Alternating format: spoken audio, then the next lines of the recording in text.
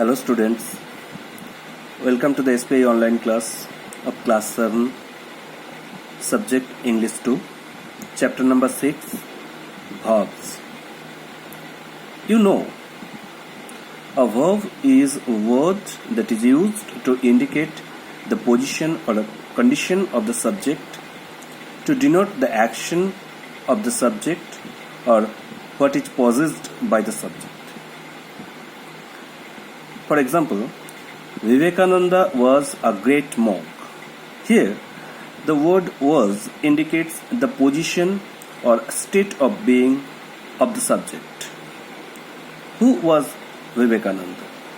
Vivekananda was a great monk. Next, he served the humanity. Here the word served indicates the action of the subject. He had a kind and loving heart. Here the word had indicates his possession, that is, kind and loving heart. Now, transitive verbs. A verb that needs an object to complete its meaning is called a transitive verb. For example, I wrote a letter to my mother.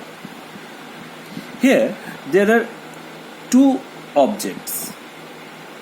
A letter is a direct object and my mother is indirect object. Direct object answers the question with what, and indirect object answers the question to whom. So the verb wrote is transitive verb. Now, intransitive verb.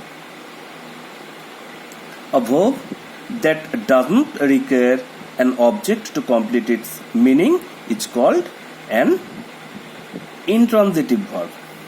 For example, the machine is not working. Here, the meaning is completed without object. It doesn't require any object. The girl smiled. Okay, the verb completed the meaning. Okay, so the here verb does not require any object to fulfill its meaning. So, smiled is intransitive verb. Now, verb of incomplete prediction. Verbs which need the help of some words or a group of words to complete their meanings are called verbs of incomplete prediction. Such words or group of words are called complements of verbs. Example, the plants were lush green. The sea raged furiously. The verbs needs a word or group of words to fulfill the meaning of the sentence. So here the lush green, furiously are complements. Okay. Now, main verbs or principal verbs. Main verbs are words like prepare, knock, eat, drink, run, and so on, with which we may add d, ed, or ing at the end to form new verbs. The base form of the principal verbs may be changed according to other words in the sentence. Like from bake, past form baked, we add ed. Only d. From knock, ing, knocking. From grow, grew, grown, fly, flew, flown. Okay, so these words are principal verbs. Now, auxiliary or helping verbs. These verbs are verbs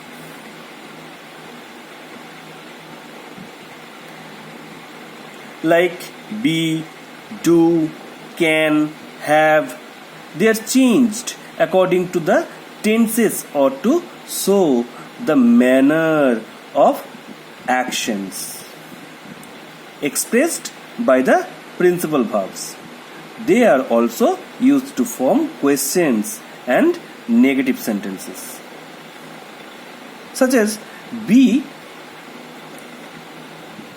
may be used as am, is, are, was, were. Okay. Do may be used as did or does. Have may be used as has, had, shall have, will have. Can may be used as could. For example,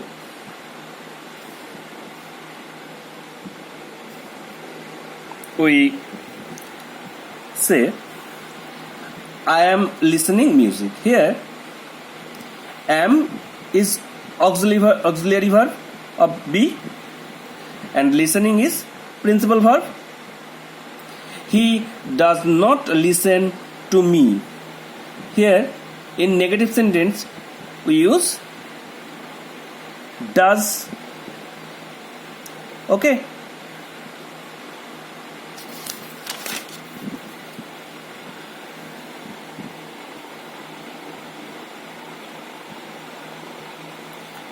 Another example, have you done it? I can help you. Here have in this sentence can, though can is modal auxiliary. Now strong verbs. Strong verbs form their past form by changing the inside vowels of their present form. Like break, broke, broken. Break, B-R-E-A-K. Inside vowels E is changed here in the past form B-R-O-K. Choose, chose, single O. Okay, choose, double O, but in past form chose, single O. So these verbs are strong verbs. Weak verbs. Weak verbs form their past tense by adding d, ed or t to the present form, such as quarreled, quarreled, ed.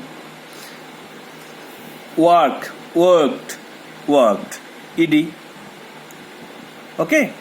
There are some verbs like bid, cost, heat, read, so on, that do not change in any of the three forms: present, past and past participle alike. Except these, there are examples of correct use of some verbs like born, burn, fell, hanged and hung, lie, rise, raise, saw. In your book, you should read them attentively to understand it. Okay. There are also some examples of formation of verbs by adding suffixes or prefixes to the words, like apology, apologize. Prefix is added here, IAC, and courage. Prefix, with the prefix verb is formed encourage. Apology, apologize. IAC suffix is added here, and courage, to make a verb, prefix en is added, encourage. Okay. So students, I think you understood the chapter, verbs chapter. Okay, thank you.